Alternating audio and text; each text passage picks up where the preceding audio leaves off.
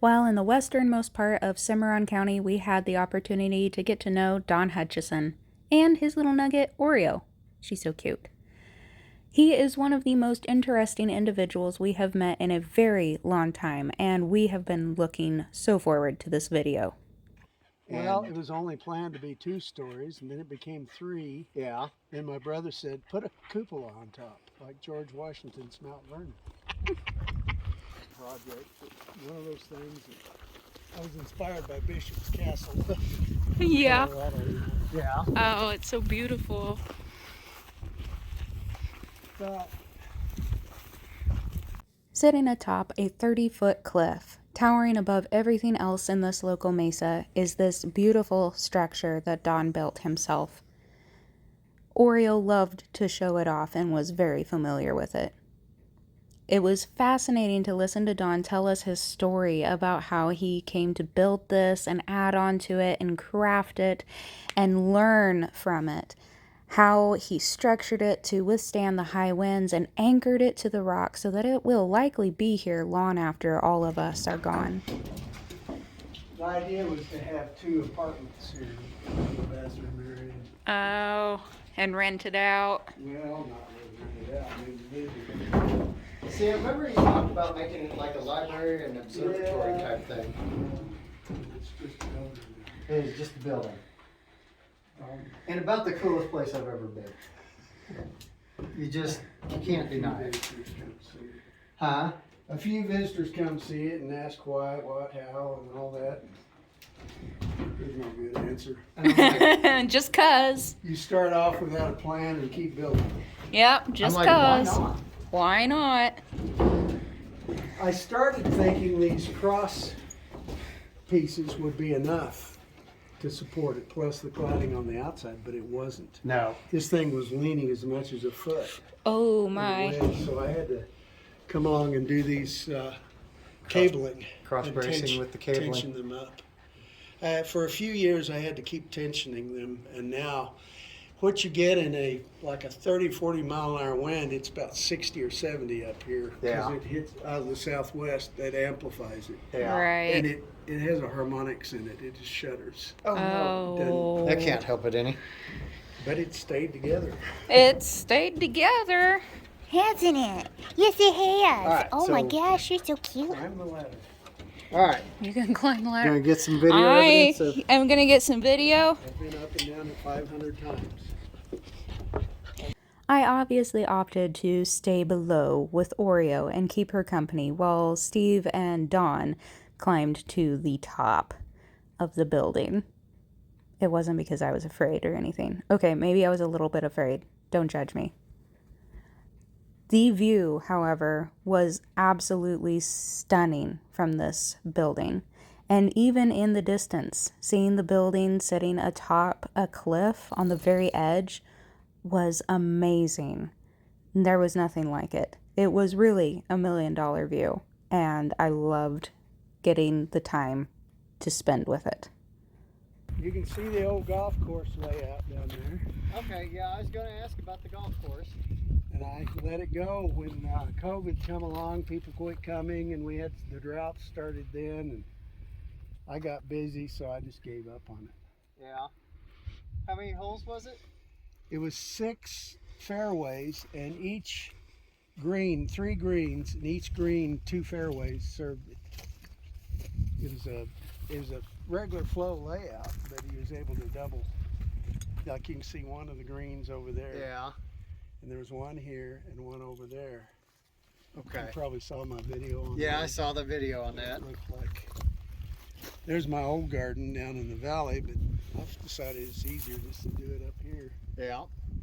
It's so Okay, pretty up here when there's not wind. These little trees These are ponderosa. These are pinion pines. These are pinion pines. And that is This native. is what you call a pinion juniper ecosystem. Okay. And They're cedar too, so the cedar is invasive, right? well, they're actually junipers. These are junipers. Okay. Junipers. Okay. The junipers, no, they're not invasive. No, these are native.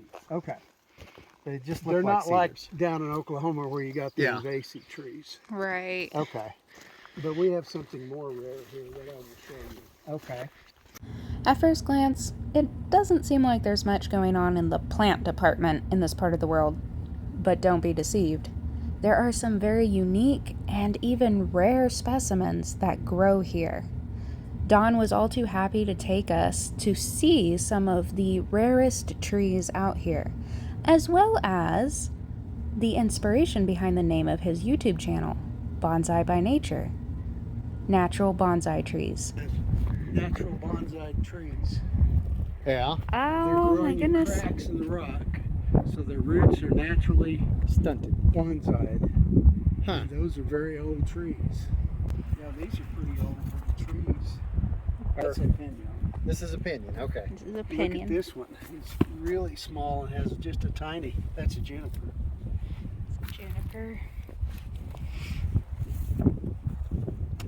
There's a pinion. I'll apologize to tiny. you because I accused you of being a cedar earlier. I'm sorry. Now they're in the cedar family. This and 17 other ponderosa pines are on my place, and we figure about 100 in this whole area on high mesas.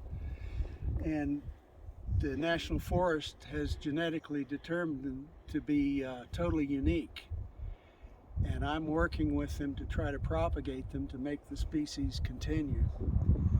They think they thrived about 200 years ago when the climate was cooler. And they don't think they're able to propagate themselves now. So I'm going to try something called air layering. You can look that up on YouTube. That's I'm trying right now. You'll see in my greenhouse where I'm trying to propagate some from cuttings, but Yeah. it's very hard with pines. They're not conducive to that. Air layering is a special technique that I'm going to try on these. Yeah. They figure we need to get the population to 300 to be a viable population. Oh wow. How old did you think this tree was? It's at least 180 years old. Okay. 180. They didn't test on my place specifically, but one north called the Old Rainier Ranch, Yeah. and they found them to be about 180 years old. Okay. Wow. So they'd all be about the same age. Yes. It's so beautiful here. So not what people think of when they think of Oklahoma. The closest ponderosa they're related to are down in the Davis Mountains of Texas. Oh, okay. So they think they spread up here during that cold period and then left Yeah. because they can't survive in too cold of a climate. And now they have mutated into a different species, actually. Cool. This pinion juniper environment is also related to everything that goes on in New Mexico and Utah. And this is the end of it. Just east of here it quits. Yeah. Because we're below the altitude that pinions do well also. But they still do reproduce here. Don took us to his greenhouse and showed us how he has his system set up there so that his plants can thrive and survive in the extreme climate. He also told us a little bit more about what air layering is and how it works. Air layering? Air layer. I haven't done any of that yet. You haven't done any of What that you yet. do, you take a branch of a tree Okay. and you carefully cut the bark out. Okay. And the cambria out, which is the green layer. Okay. Very carefully. You take wet peat moss and wrap it in plastic, Okay. and you leave it like that for 6 weeks. On the tree. And it makes roots there, and then you can cut the branch out and plant it. Hmm. So it's getting nutrition from the tree all the time. Okay, like an umbilical cord Right. while it's still growing roots. Right. That's So I'm going to try that. We don't know if it'll work with this. The Forest Service, that's not standard. You know how they are. yeah. Right, yeah. First of all, if it gets too cold, I can open my windows, run my fireplace on high, and use a fan and blow heat in here. Okay. Also, on winter days, I can use it to heat the house. Oh, nice. Yeah. Now, I've got all sorts of automatic thermostats in here. I saw In that. this tub is, you'll see some of these things are shaped funny. They fit in the different slots of the tub, and it's like an incubator Oh, okay. Okay. to incubate seeds. And then this area, I put shelves in here at night. Slide it, all this stuff goes in there, covered up, put blankets over it, and it's heated by this 300-gallon water tank. Okay. The water tank has a little pump that pumps up into a collector here, and it's right now it's running around 70, 75 degrees. So all I have to do, I don't even have to put the blankets over it at night. I put everything in there and bring that plastic over it. It keeps it warm. That's not all of it. See this pipe here? Mm-hmm. I saw And that there's earlier. There's a turbine fan up there. Mm-hmm. Okay. It runs when it gets so warm in the day underground. I dug by hand 4 foot down and run.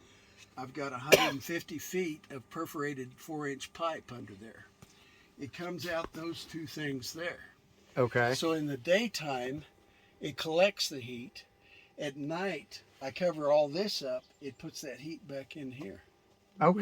Nice. So I've got 3 different zones, actually 4. In the greenhouse itself, my cooler season stuff can be in here. Nice. And I didn't have, it got down to 4 below 0, and I was fine. In these Doing things fine. this winter. That's See, I'm growing awesome. my early salad garden in here, plus different types of melons that they can be moved outside. So I'll have some melons early. I'm even growing some corn. You're not supposed to be able to grow it in pots, but it's growing. Yeah. See. I saw it Now, this earlier. tobacco normally gets 7 foot tall. Obviously, it won't in here. I'm just hoping that the weather will turn to where I can take it outside. Take it outside and plant it in the ground. It's supposed to be warm at some point. Now, this was all brush like that out there and trees Yeah. 2 years ago. And I've reclaimed it. I've got all this landscape fabric on it to warm the ground up Okay. so I can start earlier. And it brings the weeds up earlier and kills them because they get no light. Aha. Helps sterilize the soil. I've got a spring garden over here.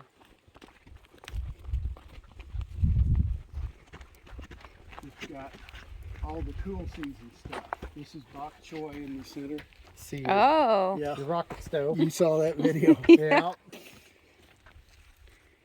And I've got kale, chard, lettuce, bok choy, onions, and over here I'm starting under this protective cover, starting radishes and carrots together. And what a lot of people don't know, if you plant radishes and carrots, they keep each other safe.